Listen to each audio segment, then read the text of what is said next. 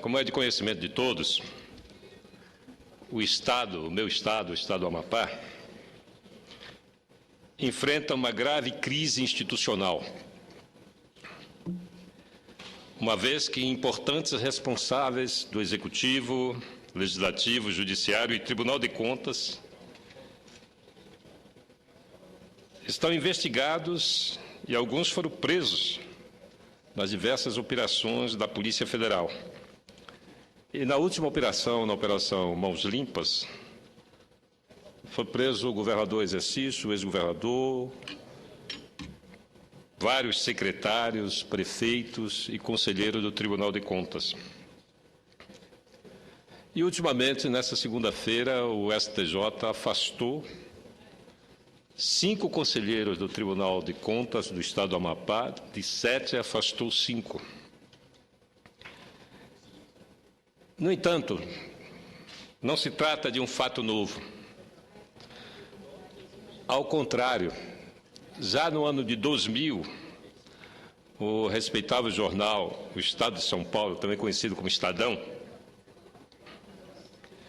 publicou um editorial intitulado A Cassação Adiada, no dia 25 de dezembro de 2000. 25 de dezembro de 2000, dia de Natal, o qual versava sobre o embate entre o governo do Amapá e os demais poderes do Estado.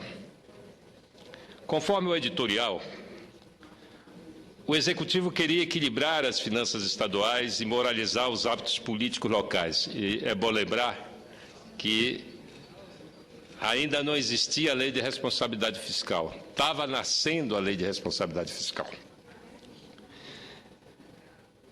Mas na verdade, nós éramos impedidos de fazê-lo, de moralizar e tornar a política mais republicana em nosso Estado, pelas escusas perpetradas pelos demais poderes. A seguir, passo a ler o editorial do Estado de São Paulo, datado do dia 25 de dezembro de 2012. O título do editorial: A Cassação Adiada. A decisão de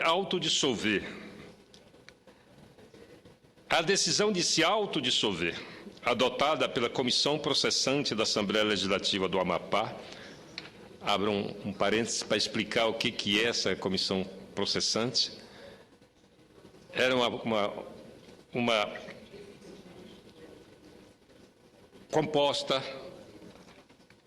comissão composta de 6 desembargadores e 6 deputados estaduais. Essa decisão de se autodissolver interrompeu o processo de cassação do mandato do governador João Capiberibe. Surpreendeu a todos, especialmente ao governador. Eu realmente fiquei muito surpreso com a decisão da comissão de se autodissolver, já que, naquele momento, eu dava como certa a minha cassação. A crise institucional do Amapá, no entanto, não terminou, segue o editorial. Um grupo de deputados estaduais está disposto a aprovar o impeachment de Capiberibe e já anunciou que voltará à carga, saneando as falhas jurídicas que levaram à dissolução da comissão processante. Eleito pela primeira vez em 1964, 4 anos depois foi reeleito com grande apoio popular. Para ser diplomado e empossado, Capiberibe precisou recorrer ao Tribunal Superior Eleitoral. Recebeu de herança o compromisso de pagar um substancial aumento concedido ao funcionalismo, retroativo a março de 1964, para ser pago em 1965. Além de restos a pagar correspondente a obras superfaturadas e fornecimentos duvidosos, no valor de 160 milhões. A dotação anual destinada ao Judiciário, Legislativo, Ministério Público e Tribunal de Contas estaduais foi dobrada. Antes da sua posse ou da minha posse, passando de 49 milhões em 1994 para 104 milhões em 95. E é bom lembrar que nós já estava em pleno vigor o Plano Real. Portanto, a inflação do ano de 1995 foi da ordem de 22%. Então, não tem sentido sair de 49 milhões para 104 milhões de um ano para o outro os gastos dos poderes. A cada tentativa do governador de equilibrar as finanças estaduais e de moralizar os hábitos políticos locais, a oposição respondeu com um processo na Justiça. Em menos de 6 anos, acumularam-se contra Capiberibe 479 processos. Desde ações populares até acusação de desvio de recursos do Fundef, que deu origem ao processo de cassação, cuja tramitação foi suspensa esta semana. E segue o editorial. O conflito entre o governador e os poderes legislativo e judiciário tornou-se crítico a partir do momento em que ele convidou, no início deste ano, a CPI do narcotráfico para investigar o crime organizado em seu Estado. O relatório da CPI, divulgado em 5 de dezembro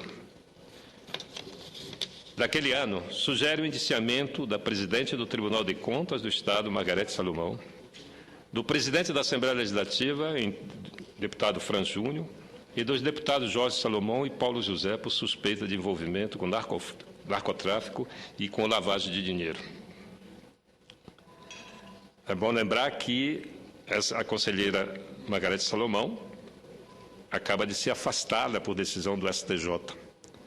E pelo menos 2 desses nomes foram investigados e estão sendo indiciados pelo Supremo Tribunal Federal. Segundo o governador João Capiberibe, o real motivo da crise do Amapá é a discrepância de objetivos na aplicação dos recursos públicos. Enquanto a meta política administrativa do Executivo é investir na melhoria da qualidade de vida da população, membros do Legislativo querem apropriar-se dos recursos disponíveis sem justificar sua aplicação. Esse é um diagnóstico eufemístico do que se passa no Amapá. O antigo território, na verdade, transformou-se em um Estado sem lei, administrado durante longos anos por oligarquias que se habituaram a tratar a coisa pública como se fosse propriedade privada. Que a população local estava farta dos demandas, não resta a menor dúvida. Em 2 eleições seguidas, escolheu o governador João Capiberibe apoiando uma plataforma de governo financeiramente austera e politicamente moralizadora. Mas só isso não saneará o Estado. As práticas imorais estão profundamente entranhadas na vida pública e institucional do Amapá. Em julho, por exemplo, o Supremo Tribunal Federal suspendeu por liminar a vigência das leis estaduais que haviam servido como base para a instauração do processo de impeachment de Capiberibe. Apesar disso, a Assembleia votou o pedido de instalação da comissão processante, que foi aprovada por 14 votos contra 4, quando o mínimo exigido para que a denúncia de crime de responsabilidade tivesse sequência era de 16 votos favoráveis. A comissão foi, mesmo assim, formada, com a participação de 5 deputados e de 6 desembargadores.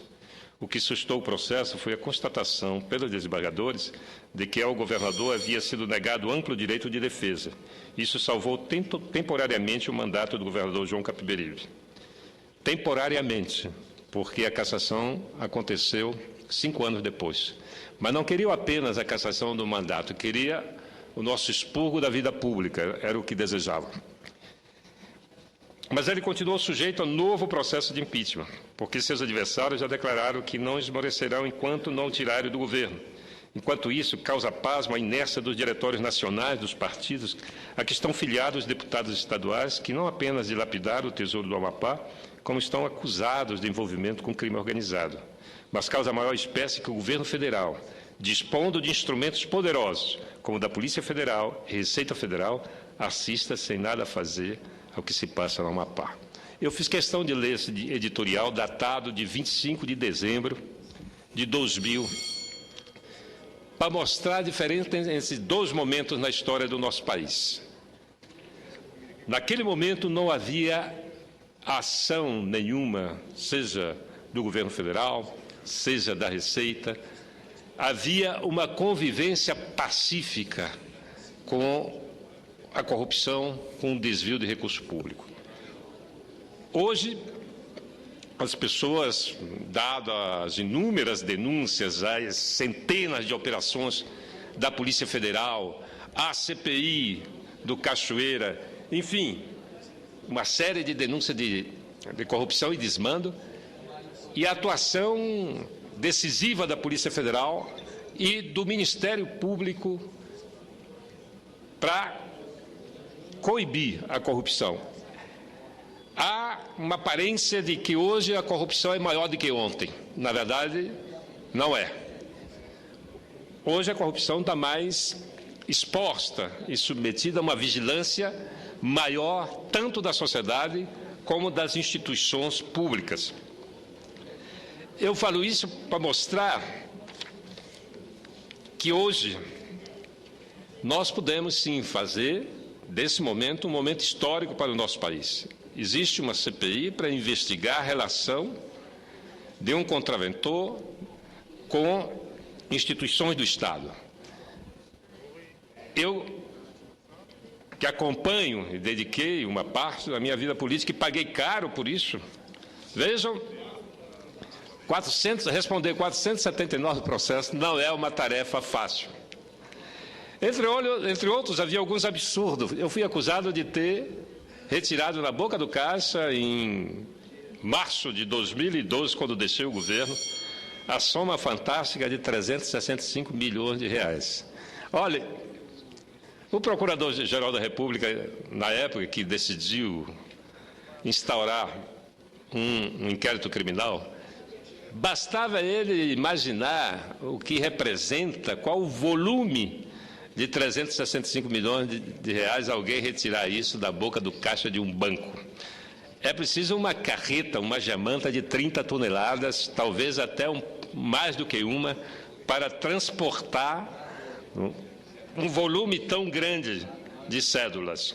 Mas esse processo se prolongou por 6 anos, até que o juiz federal mandou para o arquivo, não é? Mas meus adversários aproveitaram para tratar de me linchar publicamente por causa dessas acusações descabidas. E continua até hoje. Ainda há pouco.